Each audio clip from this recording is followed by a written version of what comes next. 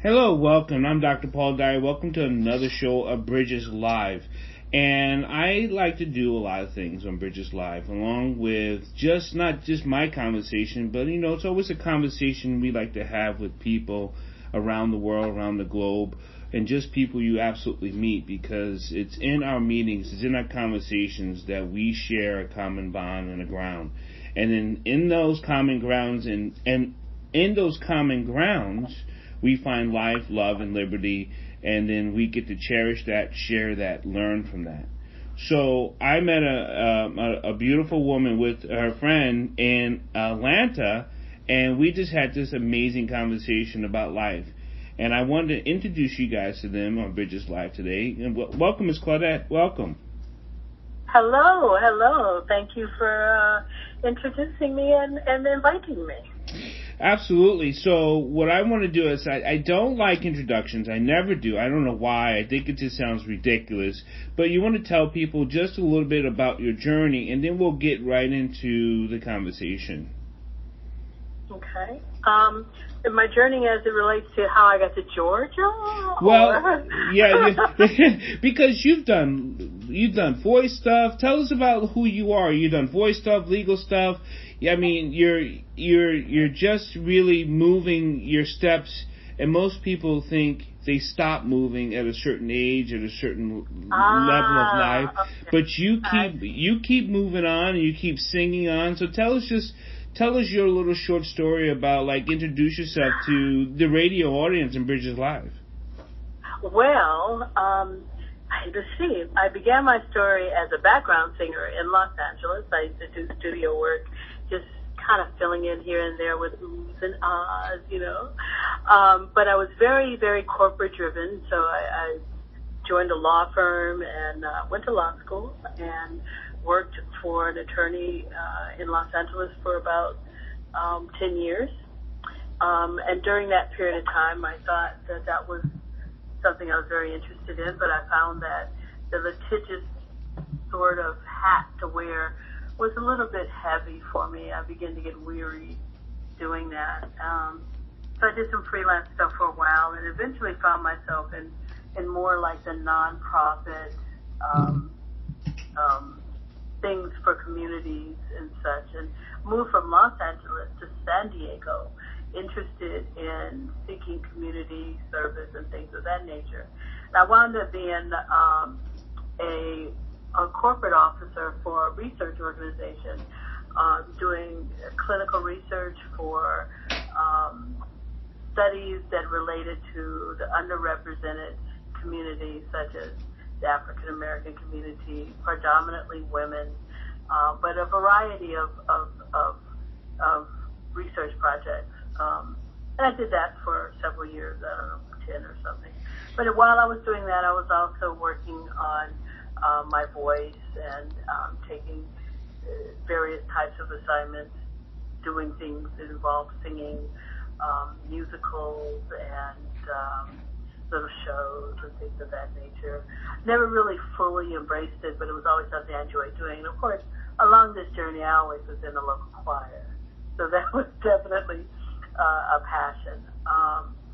Once I decided that I had done enough of research, I began this quest to find something bigger. I journeyed to North Carolina for a while with the intent of studying with Maya Angelou, because I heard she was at Wake Forest.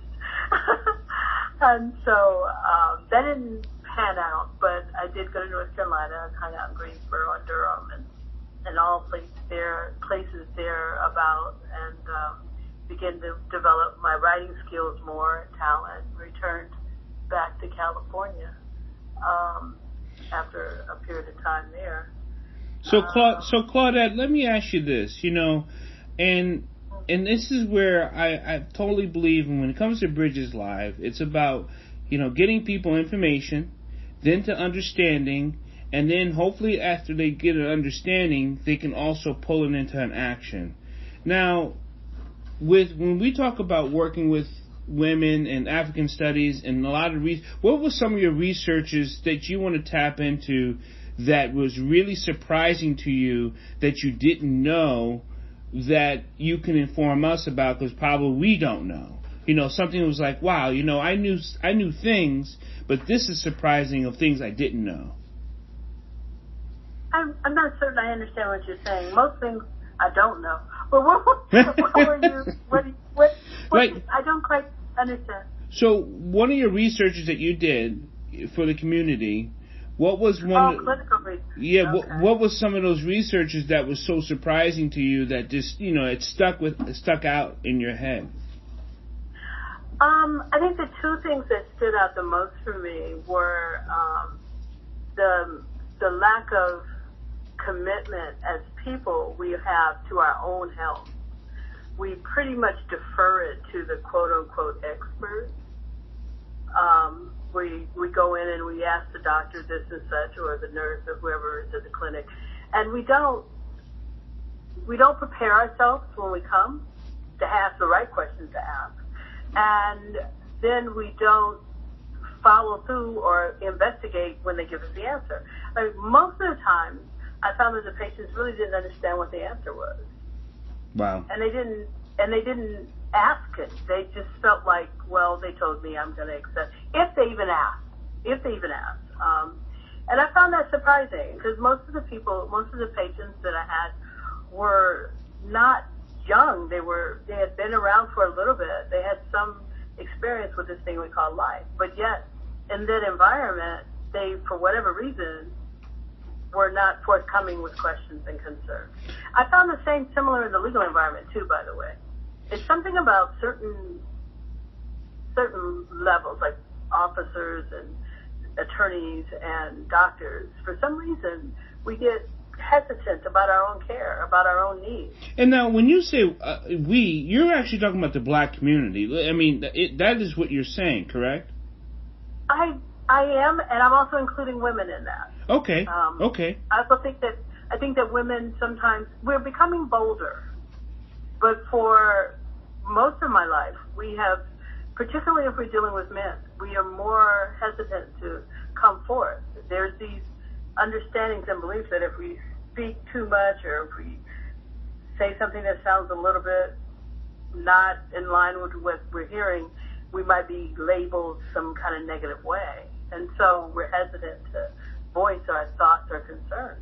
And I thought, and I have a very strong affinity to strong women. And my mother was just a powerful influence in my life. And I just remember her being such a voice in my head in the things that she spoke on. But yet, I do remember her in her later years becoming so passive. Is that a cultural thing, or is that a woman thing? What is that? That's a good question. I'm not really sure. Elisha's over here. Let me ask her. Is that okay? That's fine. There's Elisha Clark. What do you think, Elisha? Hi, Dr. Paul. How you doing, Miss Elisha?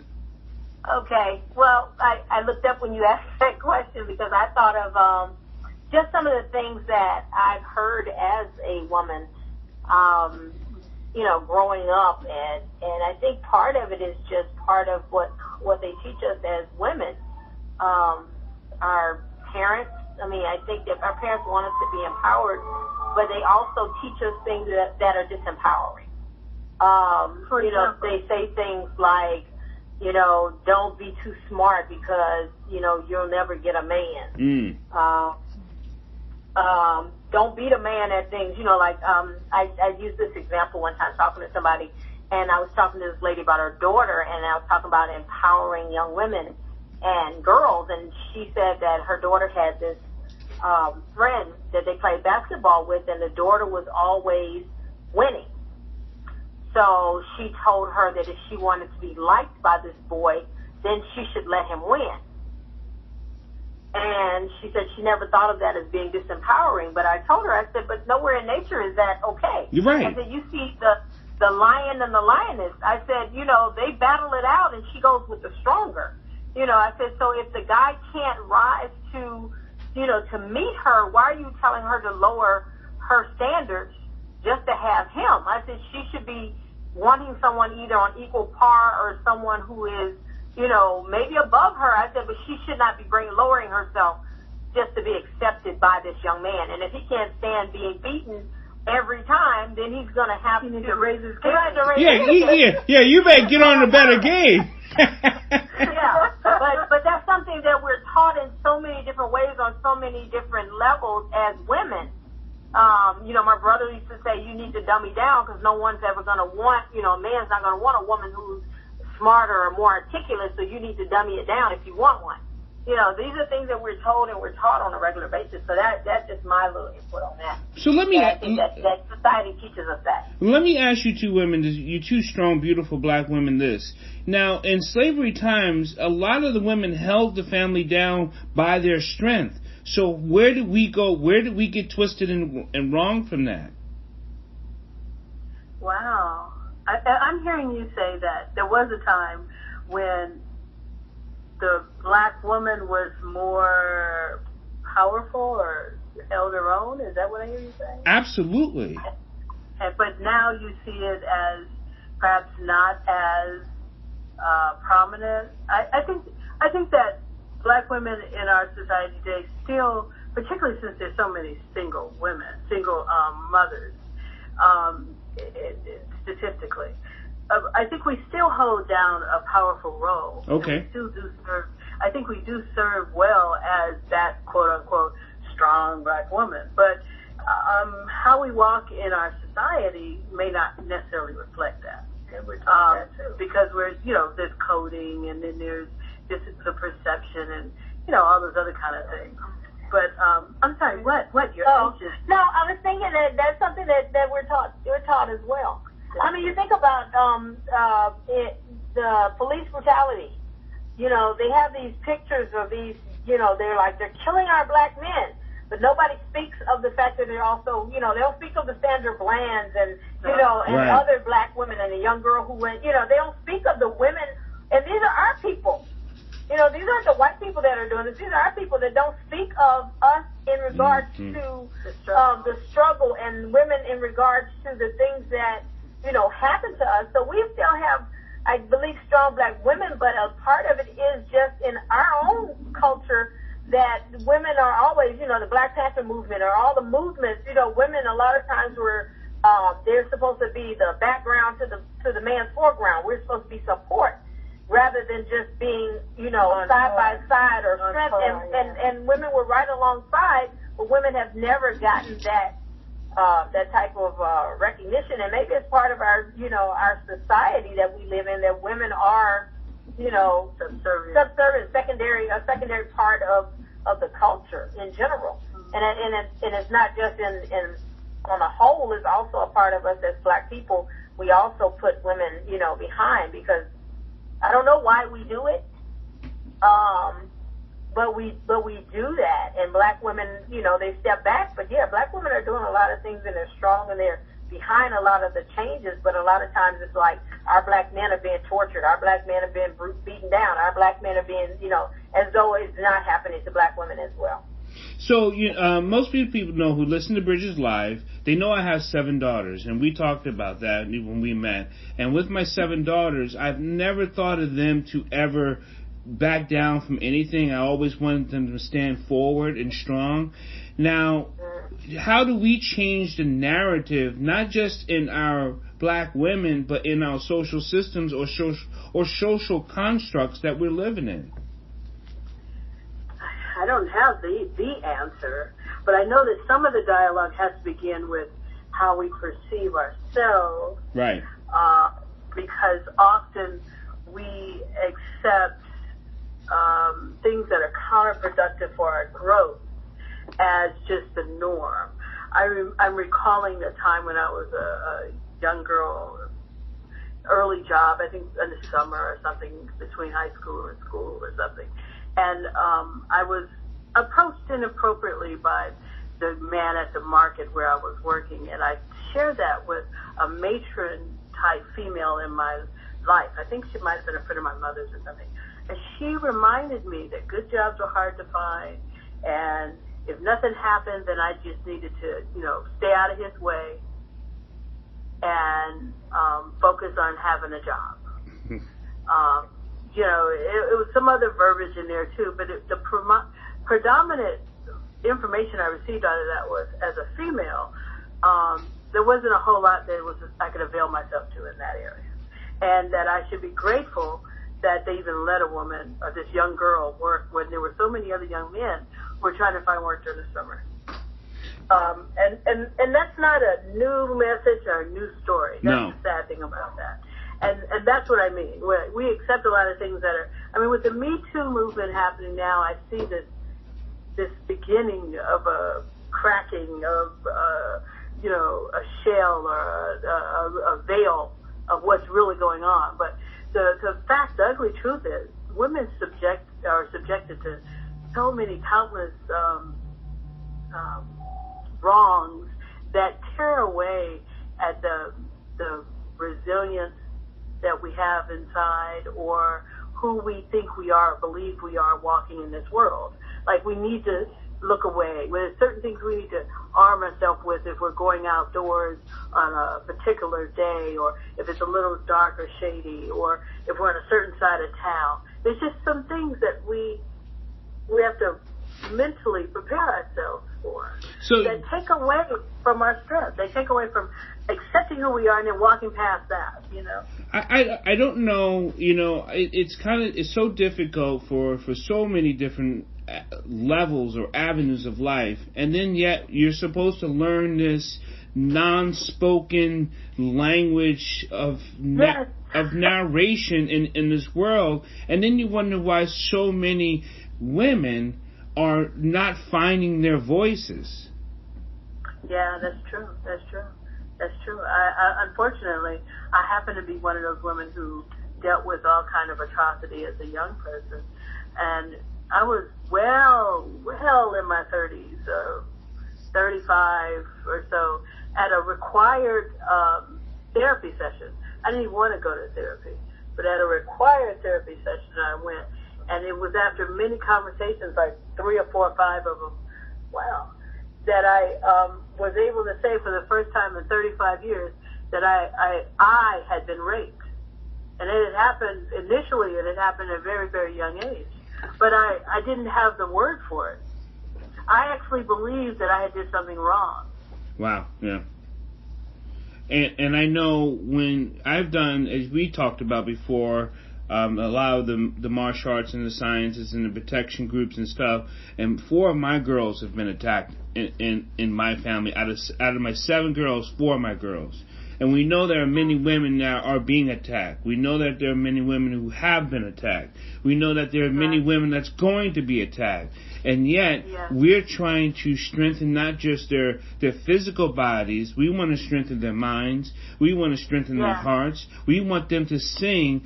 When Miss Claudette said about Maya Angelou, it just brings me back to Why the Caged Bird Sings, right?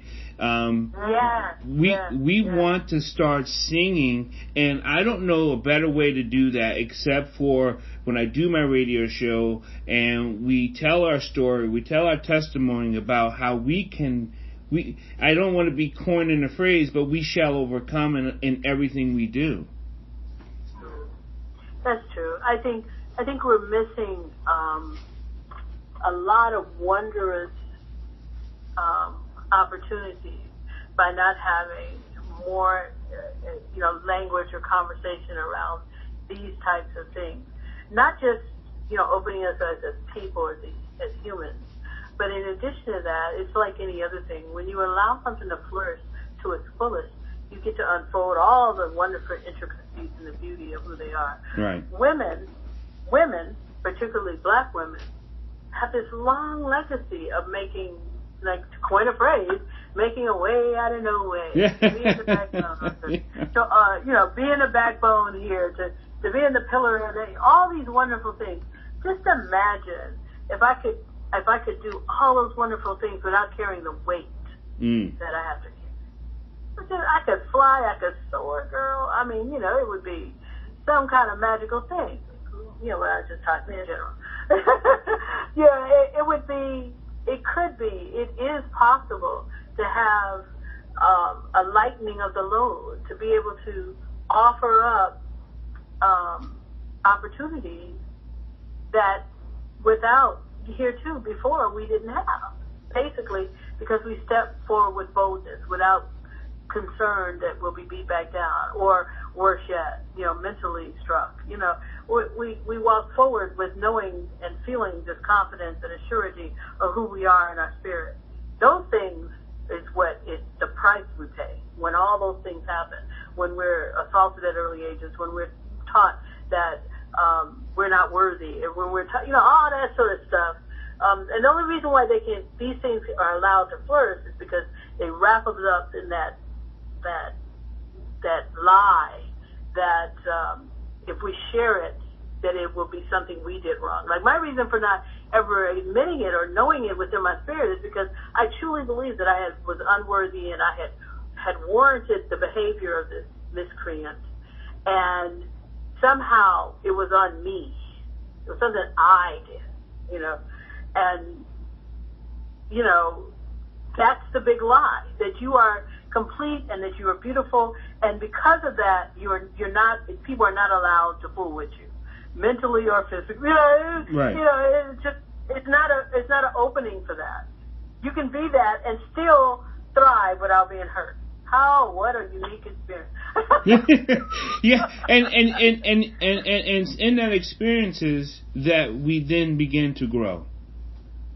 Yes, exactly. What, right, Elisha? I mean, you look happy over there. Because I was thinking about, the question. Sometimes I think about, this is when, like, people talk about race, and they always go to the black person and ask them about, the things that white people do. Oh. And which is also so strange. Yeah, it's a strange thing. But it reminds me of the fact that, when you talk about, like when I did an empowerment meetup, look at how many, when we asked them not to put names, how many women in that room had been a victim of sexual abuse. Oh, my God. Pretty much every card had, yes, I was. Fantastic. Wait, let me back it up a little. Let me tell you this. So Elisha ran an women's empowerment group in San Diego for a while. And we had this one session, it was near the beginning, where she kind of opens it up and makes everyone a little bit more comfortable with each other. And she handed out these 4x12, or what do you call those? Cue cards there. And had index cards, that's what it was.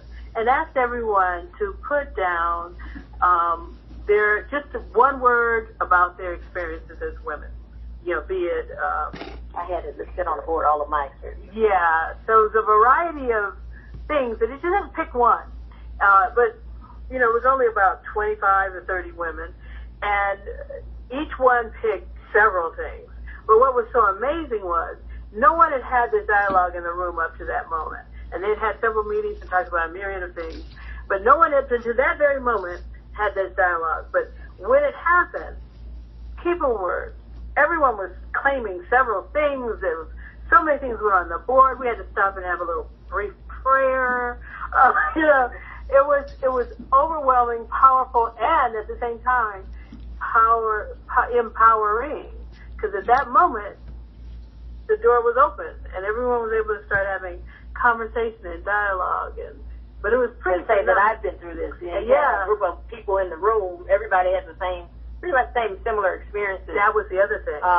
There were so many who claimed the same experience. Yeah, but what I was thinking about when you said something about sexual abuse, it was pretty much every woman in the room just about had been a victim of sexual abuse. Sometimes. And what I was going to say was, it reminded me of me talking to my brother, and my brother saying that all of the women who've been through that should be put out on an island by themselves. What? And yes, because they're all crazy. And it also brought up, the fact that I have known that he's known several women who have been sexually abused. But he also had a patient who was being, I don't know whether she was being physically abused, but her stepfather was doing inappropriate things. And I told him he had a responsibility to report it, and he refused to. My point being that part of why this goes on in our culture, and it continues to go on, is not because the women aren't strong, it's because a lot of times our men, who should be our protectors, there it is, they should be the ones that prevent these things from happening. And they're not. They are afraid of each other. Yep. And they are not willing to pull the coattails of other men and say, this is not right. Or even if they don't pull the coattails, they're not willing to report these things that are happening. And they would rather say, well, these women, you know, they're just crazy, put them off on the island, as though they're the people who have committed the wrong. You know? So, I mean, that's, I think, part of it is until it's not the women who have to be strong, until it's not the women who have to speak up about these things, until the men start saying, hey, you know, this is not right for us as men to do this to women and girls. Until they're willing to say something, it's going to continue to happen, because a lot of times we don't have the strength, and it happens to girls when they're too young to have a voice or to even articulate what it is that is happening before they get the language to know what's going on. Right. Because far too often, the perpetrators are, you know, clearly, you know, older and you know, are predators. They're taking advantage. You know, and we don't like to say in the black community that exists. You know, that's stuff that white people do. We don't want to say that it's our fathers, our brothers, our uncles, you know, our cousins or family friend. You know, we don't want to say that this type of thing, you know, insidious thing goes on in our culture. Yeah, because we like to deny it and keep it under wraps. Well, because the first thing that comes out is the thing they were saying about Michael the other day. They were talking about Michael Jackson, and they were saying, oh, maybe he did. And for every person who said maybe he was involved in something, somebody says, there they go again, putting the black man down. Right. You know? And I'm like, I don't want to put the black man down. I think we should not. But on the other hand, does that mean we should just look the other way if a black man does something? Yeah, because you know, no. And somebody said if a black man's done it, it's not about him being black. It's about him being a rapist. It's about him being a pedophile. It's That's right. That's right. It has nothing to do with the fact that he's black. And why should we say that our children, our girls, our boys, or whoever should be? They're going to be the sacrifice. The sacrifice for the rape. The sacrificial lamb. Yeah. But that's how we think as a culture, you know. We're so busy hiding so many things, you know. I think about even in church, you know, they don't want the gays in church, but they wouldn't have a choir, you know, they wouldn't have a choir director or anything else if it weren't for the gays in the church, but they pretend like they don't exist. As long as you don't talk about it, you can show up and direct the choir and play the music and do everything else, just like don't talk about it. So we have so many things that we like to put under the carpet, you know, in our culture. And I think with that, knowing how it is still there and the culture is being swept under the carpet with different things, we are allowed, the black culture and the minority community is allowed to be manipulated into doing a lot of things that they've never conceived or contrived that they thought would do. And that's just because they're not opening their hearts and their voices, and they're not speaking up. And again, like you said, the men aren't being strong enough to be the warriors they're supposed to be, and they're killing the women because they're not protecting them like they're supposed to. Right. Because I mean, and even your family, like my brother, he's like, you don't need to talk about that. Why are you telling people that? And you know, you shouldn't tell people that you've been a victim of sexual abuse. Well, maybe I should, because when I said I was, it opened up the door for my cousin to say he was. Yeah. Prior to me saying I was, if I had never said I was, he probably would never have felt comfortable enough to tell me that he was. He never told his mother. But see, that's part of the whole insidious pattern. The reality is, it isn't the woman's shame to bear. No. She didn't do anything wrong. Why does she have to keep her mouth quiet? Why can't she go to the mountaintop and say, he did it? Well, I hope, and I know it's not a hope. It's a calling, and we want to hear those voices. We want to hear the people sing. We want to hear the fingers being pointed. We want to protect. We want to solve. We want to heal. And the only way we do all that is to share our voices. And I want to say thank you, ladies, for sharing your voices for Bridges Live, because it's important. It's important to me. That's why I've been doing this for such a long time, because it is important. And I hope everyone else who finds this type of information, again, information, understanding, action. If we do those three things, we can ask ourselves the question, do I do that? Will I do that? Can I do that? And maybe I should do that. And then understand why we're able to do those things, and then we can bring those, like Elisha did, bring those two voices into a classroom, into an empowerment group, into, hey, I was this, look who opened up the door for me to say, I too was this. So yeah, so thank you ladies so much for coming on Bridges Live, and I hope to have more conversations with you on the radio and the podcast. And I wish you guys, anything you guys want to leave off with us, with something positive or something you just want to say? Elisha? I just want to say, I know I kind of jumped in. Thank you for having me and allowing me to speak a little bit. and I appreciate what you're doing, because it does a lot for us just to have a platform, I guess, to be heard, or to just let people hear, these things. So that's it. Thank you for that. You're welcome. I too want to say thank you. I think that just having an opportunity, as Elisha said, just having an opportunity to have a place where we can actually speak and offer some words of encouragement, or a statement of, look at what I did. If I can do it, trust and believe. You too can possibly aspire to the things that you want to do. The reality is, most of the time we're braver than we think we are. We're smarter than we want to give ourselves credit. And all we need is a window to let the thoughts come out of our mind and into the ethers. And then we go, okay. and we get some of it out, we can also heal ourselves and maybe become the people that we are meant to be. Or begin the healing. Begin the healing, and we can, find the strength to become the people we're meant to be. Yes, walking on that journey. Instead of walking in this cloud, or with this thing holding us back. Mm-hmm. Well, again, thank you. It's been a pleasure. I hope we have an opportunity to speak again. We will, and I promise you. Thank you so much. And I'd love to say thank you very much for coming on Bridges Live. Thank you.